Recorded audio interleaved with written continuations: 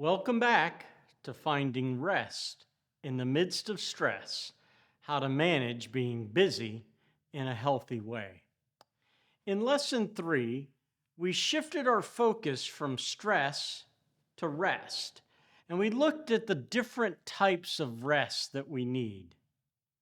In this lesson, we're going to explore some practical examples of ways to incorporate, manage, and achieve that rest.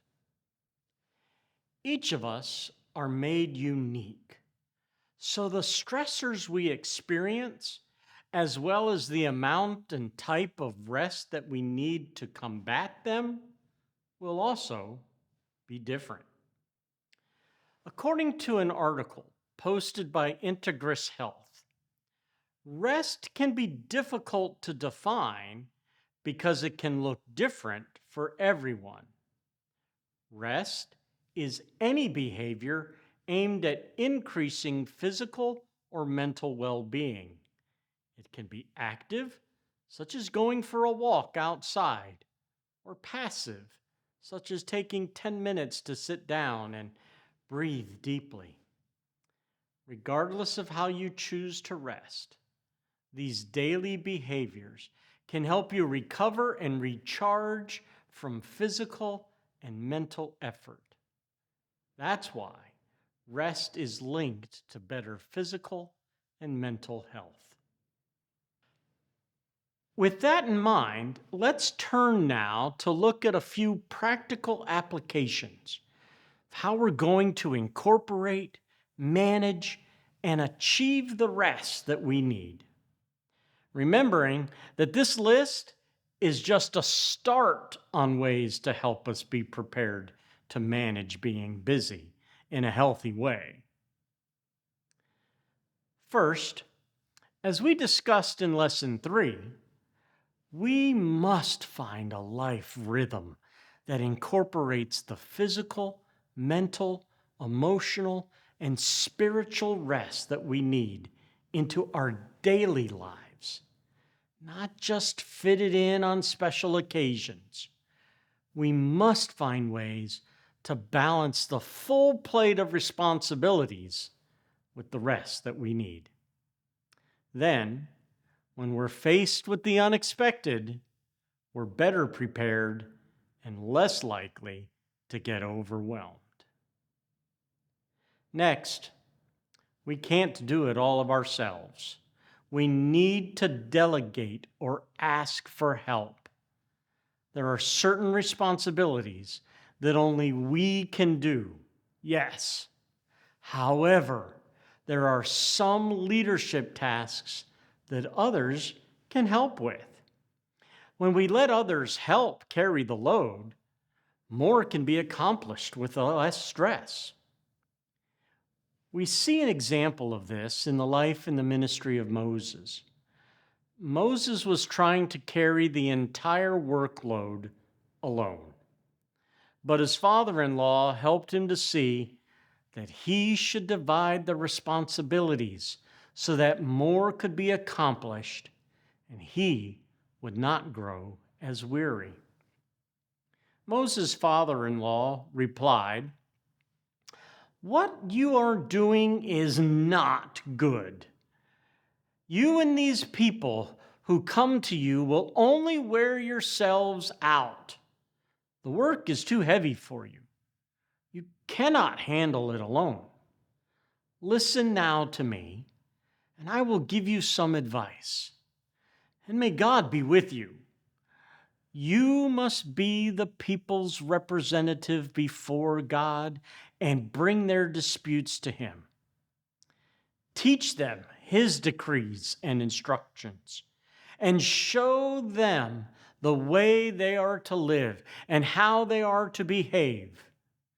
But select capable men from all of the people, men who fear God, trustworthy men who hate dishonest gain, and appoint them as officials over thousands, hundreds, fifties, and tens. Have them serve as the judges for the people at all times. but have them bring every difficult case to you. The simple cases, they can decide themselves. That will make your load lighter because they will share it with you. If you do this, and God so commands, you will be able to stand the strain, and all of these people will go home satisfied. We read that in Exodus chapter 18, verses 17 to 23. As leaders, we need to share the load. We should be proactive in developing our team and then trusting them with their responsibilities. With that in mind, we need to try our best to delegate wisely. While at times it might be necessary in order to get the job done, try not just to fill a hole. As a leader, take the time to develop your team and help them discover and put to best use their God-given talents and abilities. With so much already on your plate, it can sometimes be easier to just do it yourself rather than taking the time to ask others for help and show them what needs to be done. But also remember, if you're doing everything yourself, you may be denying someone else the experience of using their gifts for the kingdom of God. So be proactive instead of reactive in delegating and training your team so that they are in place and ready when the crazy comes. Ask them, train them, then trust them to get the work done. Next, be proactive and prioritize. Be proactive to prepare ahead of time as much as possible. That way, when the inevitable, unexpected comes, it won't be as overwhelming. Also, when our daily activities, including rest, are prioritized, we will be better equipped to tackle the busyness we constantly face. Knowing the priorities of our busyness will also help us to be more confident when the unexpected arises, and we must make quick decisions on how to rearrange and accomplish the tasks before us. Constantly ask yourself, what's the most important thing that needs to be accomplished right now in this moment? Next, you must set healthy boundaries. You are the only one who knows and can exercise your personal limits. It can be hard to say no or to set a limit, but we need to know how to say no long before we reach our limit. That's where priorities and healthy boundaries come into play. Setting healthy boundaries is a key component to successfully accomplishing tasks in a way that allows you to achieve and maintain the balance of the busy and the rest that's so crucial.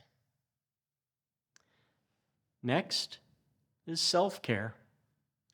As we stated earlier, you must take care of yourself before you can take care of others.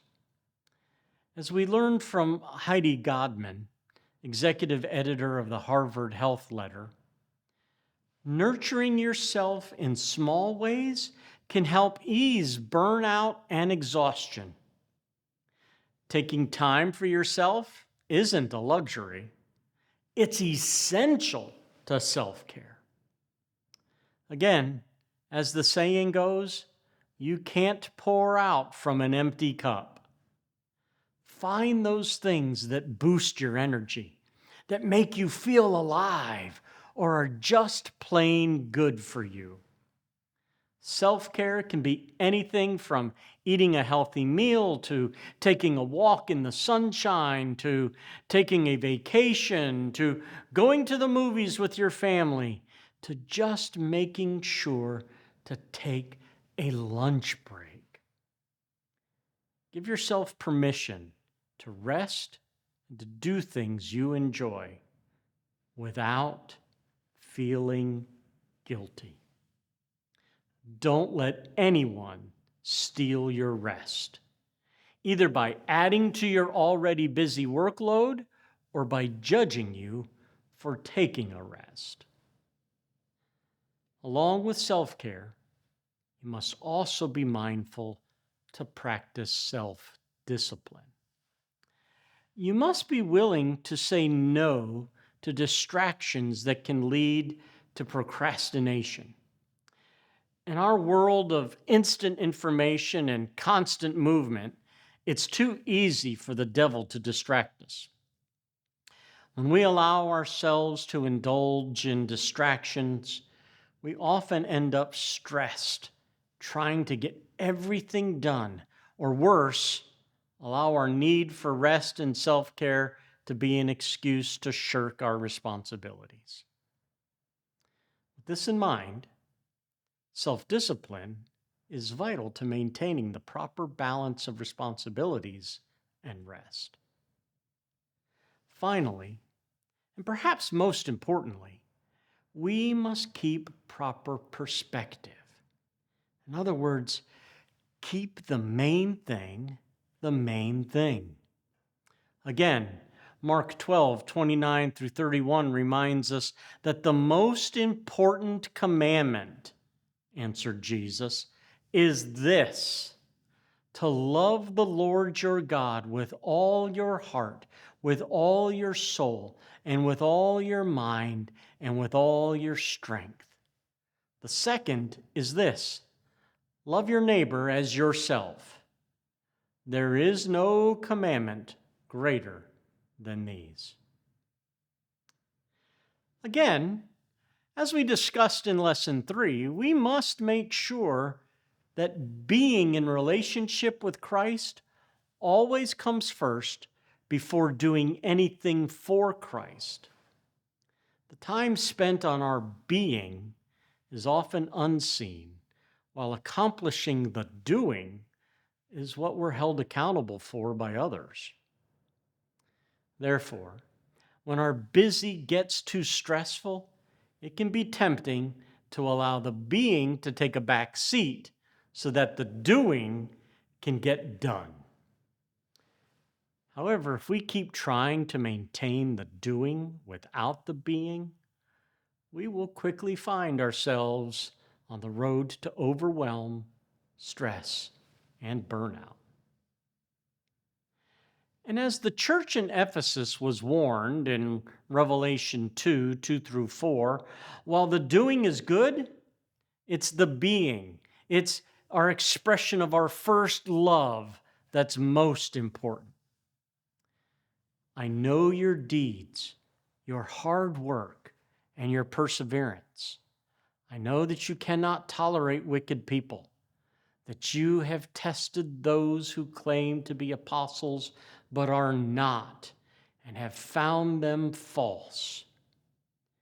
You have persevered, and you've endured hardships for my name, and have not grown weary. Yet, I hold this against you. You have forsaken the love you had at first.